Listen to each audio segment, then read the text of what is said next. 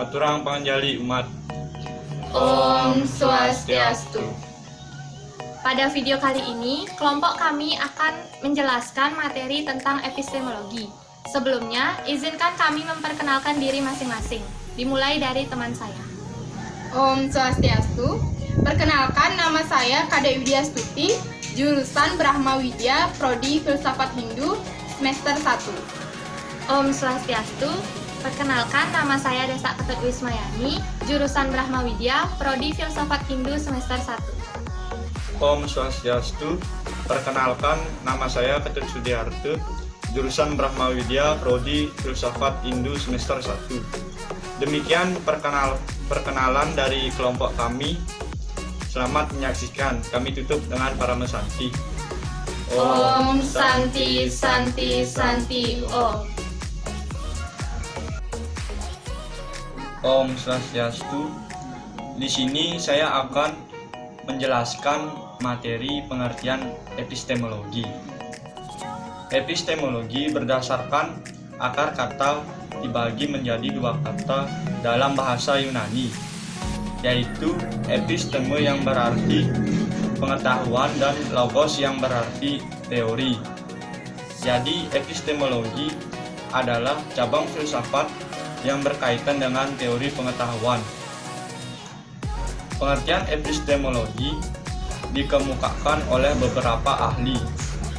Salah satunya Abdul Munir Mulukan yang menyatakan epistemologi adalah segala macam bentuk aktivitas dan pemikiran manusia yang selalu mempertanyakan dari mana asal muasal ilmu pengetahuan itu diperoleh. Demikian materi yang dapat saya sampaikan. Apabila ada salah kata, saya mohon maaf. Saya tutup dengan Parama Santi. Om Santi Santi Santi Om. Om Swastiastu. Baik, di sini saya akan melanjutkan menjelaskan mengenai epistemologi. Pada dasarnya, manusia memiliki akal, budi, dan rasio. Rasio ini berfungsi untuk memperoleh suatu pengetahuan atau kebenaran. Fungsi rasio ini efektif karena manusia cenderung berpikir dan mencari pengetahuan sebelum melakukan suatu tindakan. Aktivitas berpikir manusia sangatlah luas dan tidak terbatas. Pengetahuan manusia didasari oleh rasa heran atau rasa takjub akan suatu peristiwa-peristiwa yang ditemui di kehidupan sehari-hari atau berdasarkan pengalaman yang pernah dialami oleh manusia. Nah, karena rasa heran ini dapat menimbulkan pertanyaan-pertanyaan mengenai apa yang ia temui, sehingga dari pertanyaan-pertanyaan tersebut dapat memberikan pengetahuan yang lebih mendalam. Pada masa Yunani kuno, para filsuf-filsuf seperti Socrates, Plato, dan Aristoteles membedakan pengetahuan menjadi dua, yaitu yang pertama pengetahuan berdasarkan indrawi dan yang kedua pengetahuan rasional. Pengetahuan berdasarkan indrawi ini bersifat relatif, terbatas, dan berubah-ubah karena diperoleh melalui panca indera manusia. Sedangkan pengetahuan berdasarkan rasional bersifat objektif dan abstrak karena diperoleh melalui akal atau pengalaman yang pernah dialami oleh manusia.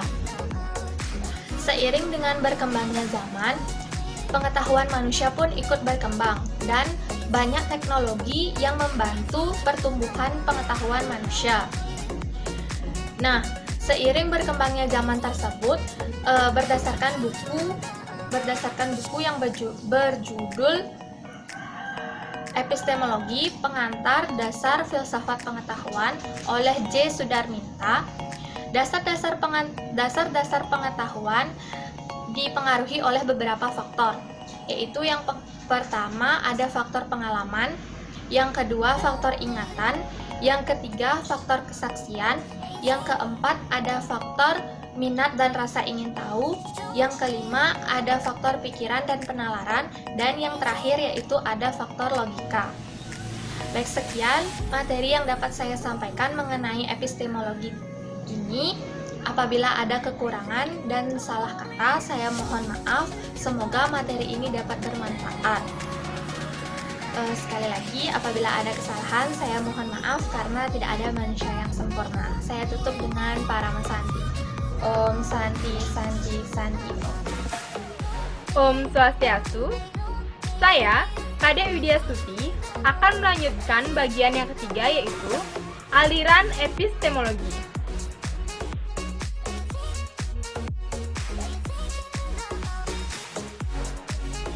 Rasionalisme berasal dari bahasa Latin, yaitu dari kata ratio, yang artinya akal budi. Rasionalisme mengajarkan bahwa sumber utama dari pengetahuan adalah akal budi. Bapak aliran ini adalah Descartes. Descartes adalah seorang filosof yang tidak puas dengan filsafat skolastik yang pandangannya bertentangan dan tidak ada kepastian, yang disebabkan oleh kurangnya metode berpikir yang tepat.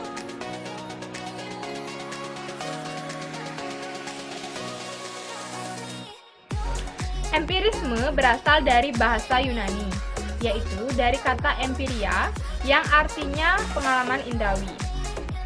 Aliran ini mengajarkan bahwa pengalaman indrawi adalah sumber utama dari pengetahuan. Misalnya, manusia tahu es itu dingin karena ia menyentuhnya, dan gula itu manis karena manusia mencicipinya. John Locke adalah bapak aliran ini pada zaman modern. Ia mengemukakan bahwa manusia pada mulanya kosong dari pengetahuan. Kemudian, pengalamannya mengisi kekosongan tersebut. Ia menganggap bahwa sesuatu yang tidak dapat diamati dengan indera bukanlah pengetahuan yang benar.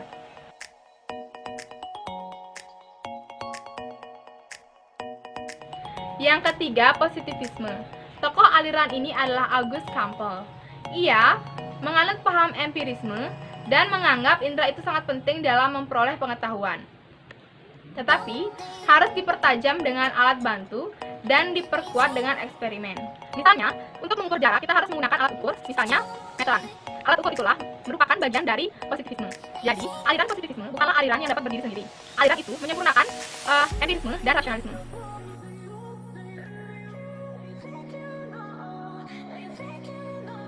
Yang keempat, intuisionisme.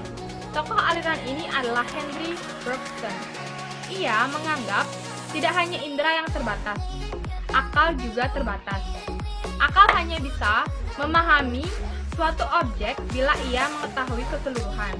Tidak bisa memahami sifat-sifat yang tetap pada objek. Misalnya, manusia memiliki pemikiran yang berbeda-beda. Dengan menyadari kekurangan indera dan akal, maka dikembangkanlah suatu kemampuan yang dimiliki oleh manusia, yaitu intuisi. Intuisionisme berasal dari bahasa Inggris, yaitu intuition, yang berarti gerak hati atau hati nurani.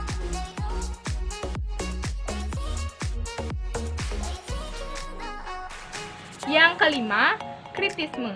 Tokoh aliran ini adalah Immanuel Kant. Kritisme adalah paham yang mengkritik terhadap paham rasionalisme dan empirisme, yang mana kedua paham ini berlawanan.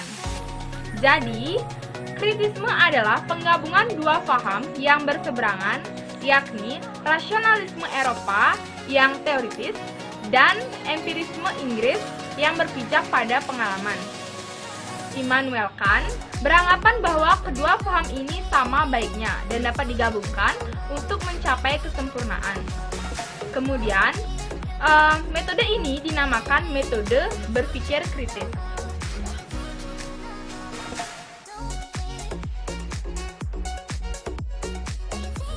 Yang keenam adalah idealisme.